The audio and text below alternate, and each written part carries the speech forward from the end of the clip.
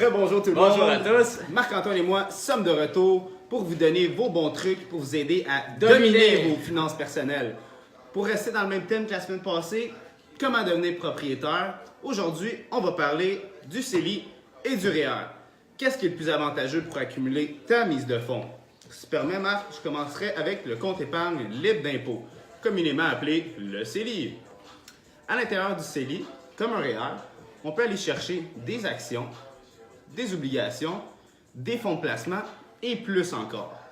La question que je reçois souvent à propos du CELI, c'est Tommy, qu'est-ce que ça veut dire libre d'impôt? Qu'est-ce que ça veut dire à l'abri de l'impôt? En fait, pour vulgariser, ça veut dire que les rendements que vous faites à l'intérieur du CELI ne s'ajoutent pas à votre revenu annuel. Noël. Annuel.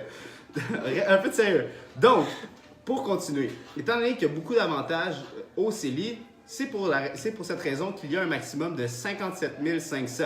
Sinon, les gens riches et célèbres de ce monde viendraient tout investir au Québec. Si tu avais 18 ans ou plus en 2009, tu as droit justement au maximum de 57 500. Ne t'en fais pas si tu es un peu plus jeune. Viens nous écrire, ça va faire plaisir de calculer pour toi le maximum auquel tu as droit. Donc, pour faire un résumé, si à l'abri de l'impôt, tu peux aller chercher de meilleurs rendements éventuellement à moyen et long terme qu'un compte épargne. Il n'y a pas de frais à l'entrée ni à la sortie de vos sous. C'est pour ces raisons que j'adore utiliser le CELI avec mes clients pour les aider à accumuler leur mise de fonds. Effectivement, Tommy. Puis la deuxième option, c'est le REER. Le REER, pour plusieurs, c'est pour la retraite. Une fois par année, on commence à voir des annonces partout qui nous incitent à cotiser à notre REER pour avoir un retour d'impôt.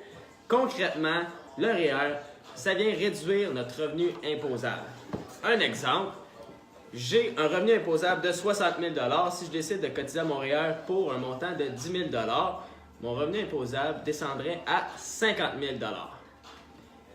En cotisant à mon REER 10 000 $, j'ai une économie d'impôt. Donc, pour les salariés, j'aurais un retour d'impôt à la fin de l'année d'approximativement 3 711,75 $.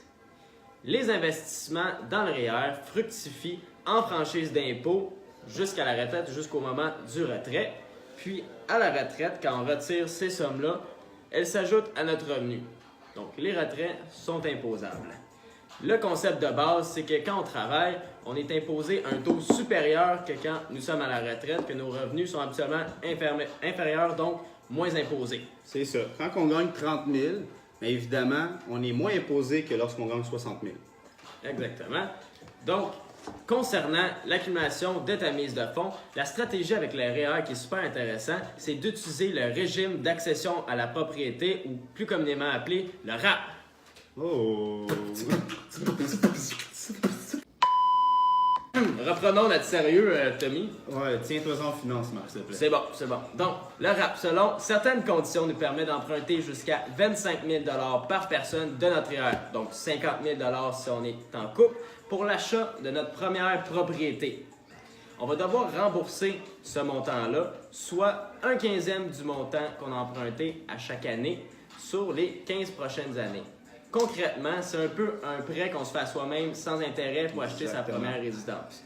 Mais qu'est-ce qui est intéressant de la stratégie du RAP quand on veut accumuler notre mise de fonds? C'est que, voici un exemple concret, le même revenu imposable de 60 000 $, si je veux vraiment maximiser la stratégie du RAP, ben je mettrais 8 300 $ par année pour les 3 prochaines années. J'aurais accumulé mon 25 000 $. N'oubliez pas, comme on a parlé précédemment, quand on cotise dans notre REER, on reçoit un retour d'impôt. Donc, à chaque année, en cotisant notre 8 300 $, on recevrait un retour d'impôt de 3 075 $. Si on est sérieux, on continue d'accumuler ce montant-là. Après 3 ans, on aurait 9 242,25 $ en plus du 25 000 $ qu'on aura accumulé dans notre REER. Donc, ça devient une mise de fonds qui est très intéressante, là. Exactement. Donc, Marc, je trouve que tu as super bien expliqué ça. Puis, pour être franc avec vous, il n'y a pas de mauvaise ou de bonne stratégie pour accumuler votre mise de fonds. Vraiment, l'important, c'est de faire votre plan puis de le mettre en action. Puis pour ça, je sais que chaque situation est différente, mais c'est pour cette raison que je vous conseille fortement de consulter un professionnel de la finance pour justement qu'ils puissent analyser puis préparer le plan personnalisé pour toi et tes objectifs. Donc, j'espère que la vidéo était constructive pour vous.